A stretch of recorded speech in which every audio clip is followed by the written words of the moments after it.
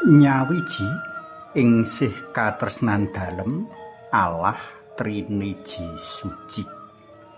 Panglimbang 5 menit dina Minggu Pon tanggal 31 Mei taun 2026. Kapetik saka Injil Yohanes bab 3 ayat 16 tekan ayat 18. Tresna asemono ngibaratake dumadi jroning geguyuban antara paraga loro utawa luwih kang padha asung tresna alias tresna tintresnan. Ing kono tresna tansah mulung kanggo kabecikan lan karaharjane kang ditresnani. Menawa ana sawijining wong kandha aku tresna kowe ananging ora mulung manglung marang liyan, jabakno amung ngunder ndeleng marang diri pribadi dhewe lan kapuasane dhewe wae, kuwi amung omong gedabrus ora perlu dipercaya. Pros tresna PLM kinasih ing dina Minggu pahargian Allah Triniji Suci iki, aku ora arep ngrembug ngelmu muluk-muluk bab sapa to Allah Triniji Suci kuwi. Ananging aku kepingin ngajak panjenengan ngrembug lan nglelimbang bab sih katresnan kang mujudake jati diri Allah Triniji Suci. Ing donga kawula pitados wong Katolik ngakoni Allah sesembahane minangka Allah Triniji Suci, Allah sawiji kanthi pribadi telu, Yang Rama, Yang Putra lan Yang Roh Suci.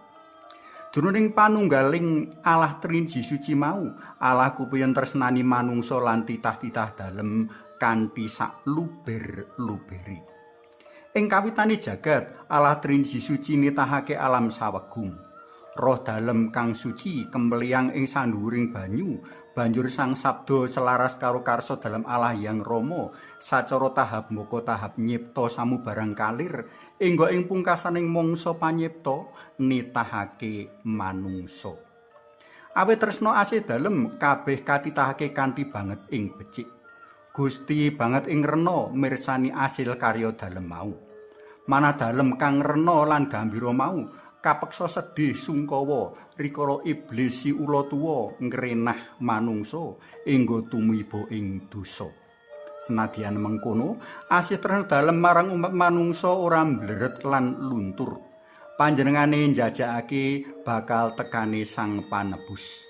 Sak banjure ing sadawane mangsa prajanjen lawas, Roh dalem terus tresnani kanthi tansah nginspirasi mligine para nabi kanggo nuntun elek-elek asung panglipur lan paneguh marang umat dalem kinasihi Israel sinambi nyawisake umat mau kanggo tekane jaman prajanjian anyar rikala Mesias rawuh menuhi janji nebus dosa manungsa.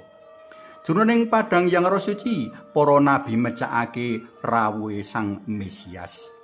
Ing jaman prajanjian anyar, Allah Triniji Suci makaping-kaping mahyakake diri marang umat amrih kang percaya lan ngakoni padha pinaringan slamet.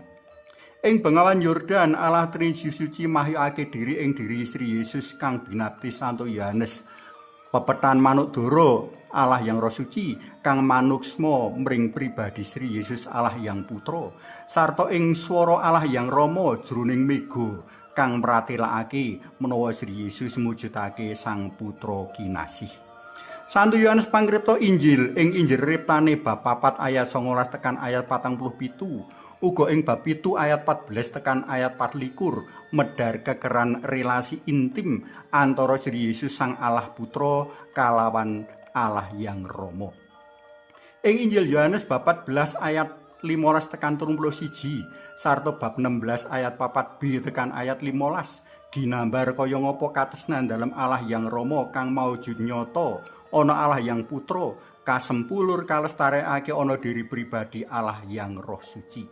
Saklebar Gusti Yesus mikrat menyang swarga, Allah Yang Roh Suci kanthi sabar ngemong nuntun umat kinasih dalem andon laku ziarah tumuju menyang padaleman Allah ing swarga. Ing kono umat dalem bakal nyawiji marang Allah Triniji Suci ing sak lami-lami. Para tresna dalam kinasih pribadi lan rawuh dalam Allah Trinity suci bisa nyata kawaca ana paguyubaning brayat, paguyubane pasaman suci sarta paguyuban liya kang ing kono tresna asih kupiya kaejawantahake. Kaya dene Allah Trinity suci berkorban kanggo karaharjan lan kaslametane umat manungsa, kaya mengkono mau uga kang kudu dumadi jroning paguyuban kang rinesepan dening daya tresna Allah Trinity suci.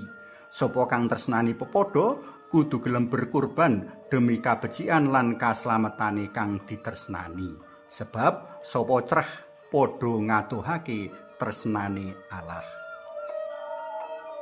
Suwawi sami munjuk, kunjung asma dalam yang Rama so yang Putra Tuwin yang Roh Suci. Amin. Mugi linurna yang Rama yang Putra Tuwin yang Roh Suci, kados mula buka sak menika sarta sak lami-laminipun. Amin. Kunjung asma dalam yang Rama so yang Putra Tuwin yang Roh Suci. Amin.